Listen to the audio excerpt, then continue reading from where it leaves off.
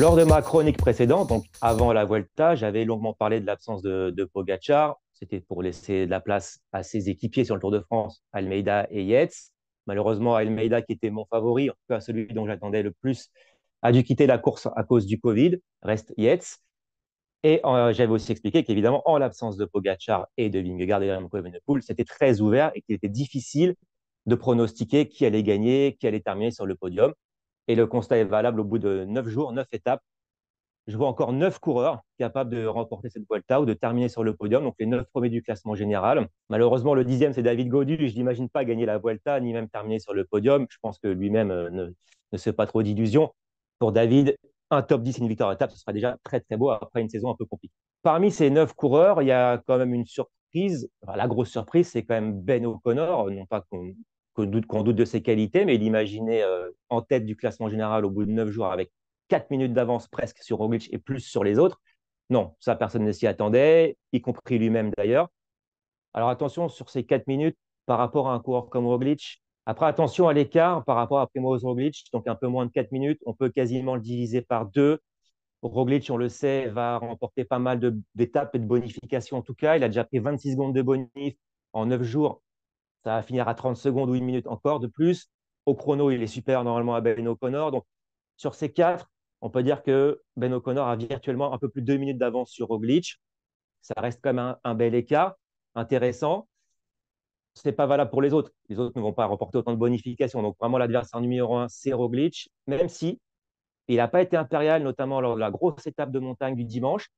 Et globalement, sur ces 9 premières étapes, je trouve que le plus fort, le plus constant, c'est Enric Mas, qui a terminé, pour rappel, 3 fois deuxième de la Volta, donc c'est peut-être son année. On a été surpris quand même tous, je pense, de l'écart creusé par Ben O'Connor lors de sa victoire d'étape. 6 minutes d'avance sur les principaux adversaires au niveau du classement général, c'est énorme. On s'est dit, mais comment c'est possible que des coureurs comme Roglic, Mas, etc., laissent autant d'avance à Ben O'Connor? Et après, on a lu quand même dans les interviews d'après-course qu'ils ont été surpris eux-mêmes. Ils pensaient en fait revenir sur Ben O'Connor, et à l'inverse, c'est Ben O'Connor qui a creusé encore plus d'écart au fur et à mesure de l'étape. Et on s'est rendu compte, a posteriori, qu'il avait réalisé un véritable exploit. Après, on n'est pas plus surpris que ça. Ben O'Connor, c'est un coureur, quand il est très fort, quand il est aussi bien dans sa tête, qui en est capable. Le problème, c'est ça. C'est sa gestion des émotions. On l'a vu notamment lors du documentaire sur Netflix. C'est un coureur caractériel, mais parfois aussi dans le mauvais sens du terme. Cette Volta, il ne l'avait pas très bien abordé. Il fait un chrono décevant au-delà de la 50e place, alors que par exemple sur le Giro, il termine 11e et 7e des chronos. Donc c'est un bon rouleur potentiellement.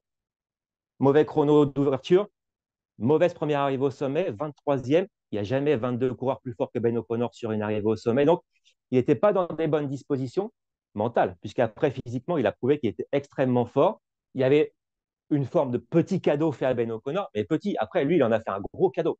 Normalement, il n'aurait jamais dû finir à plus de 6 minutes d'avance. Il aura dû perdre du temps sur la fin. Il en a creusé. Donc, vraiment, après, aujourd'hui, on sait, on a les chiffres, les datas, les watts, etc. Ça a été incroyable. C'était un exploit incroyable. Vraiment, j'insiste. Ben O'Connor peut gagner la Volta. On n'aurait pas dit ça au départ, mais aujourd'hui, au bout de 9 jours, je pense qu'il peut le faire. Certes, il y a un petit bémol sur ces 4 minutes qui sont plus proches des 2 minutes par rapport à Primoz Roglic, mais quand même, c'est quand même 2 minutes. C'est un coureur qui a déjà fait 4 du Giro cette année, il n'y a pas longtemps, cette année, 4 du Tour de France par le passé. C'est un coureur extrêmement fort. Donc là, chez Decathlon la mondiale, on a bien préparé cette Volta, évidemment, l'entraînement, nutrition, etc., etc. Mais je ne pense pas qu'on ait reconnu les étapes avec autant de méticulosité qu'avant un Tour de France.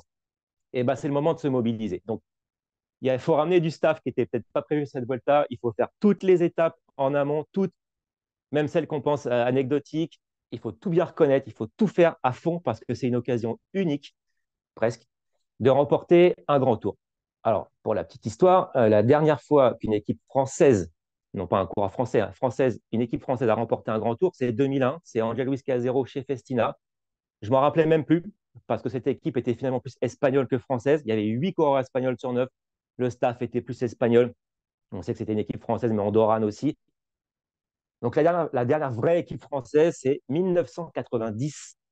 Il y a 34 ans, c'est Greg LeMond chez Z. Et là, pour le coup, c'était vraiment une équipe française avec beaucoup de coureurs français, un staff français. Donc, c'est le même cas de figure, mais ça fait 34 ans. Donc, ce serait un vrai exploit. Donc, il faut tout mobiliser là chez Decathlon et chez la mondiale autour de Ben O'Connor. Et vraiment, je dis autour de Ben O'Connor, qui est un coureur un peu particulier, très émotionnel. Il faut vraiment le rassurer, le chouchouter, le cajoler. Et il a de la chance d'avoir un coureur comme Félix Gall, qui est un super bon coureur, qui est dans le top 10 au niveau du classement général. Il faut le sacrifier pour l'instant. Ce sera peut-être une erreur à la fin de la Vuelta. Pourra peut-être dire il ne fallait pas le sacrifier. Si, tant pis. Peu importe le classement général de Félix Gall, c'est vraiment une occasion qu'il faut savoir saisir dans cette équipe. Et Félix Gall, il est plus jeune, mais on le sent plus posé que Ben O'Connor. Ça va vraiment être le coureur clé pour le coureur australien. Mais vraiment, j'insiste, je ne sais pas si on se rend compte de ce que ça représente de remporter un grand tour pour une équipe française. C'est rarissime. Donc faites tout. Decathlon en GDR la mondiale, faites tout pour faire gagner Ben O'Connor. Alors, on le sait en ce moment, chez Decathlon en GDR la mondiale, c'est un petit peu compliqué avec Vincent Lavenu, qu'on annonce licencié, etc. Donc, je ne sais pas comment ça se passe en interne, mais en tout cas, sur cette Vuelta, moi, je les pense capables. Ils sont suffisamment solides, que ce soit en termes de coureurs ou de staff, pour gagner cette Vuelta. Alors, ça ne leur est jamais arrivé, évidemment. Ce serait la première fois, que ce soit pour les coureurs ou pour le staff, justement, que ce soit le directeur sportif, les mécaniciens, les soigneurs, tout le monde. Hein, ils n'ont jamais remporté de grand tour, enfin, à ce que je sache. Donc, mais il faut une première fois et je les sens capables, mais vraiment. Mais effectivement, peut-être que ce n'était pas prévu au départ. Je ne pense pas qu'au départ, il se soit dit on va gagner la Volta. Mais au bout de 9 étapes, bah, changement de logiciel.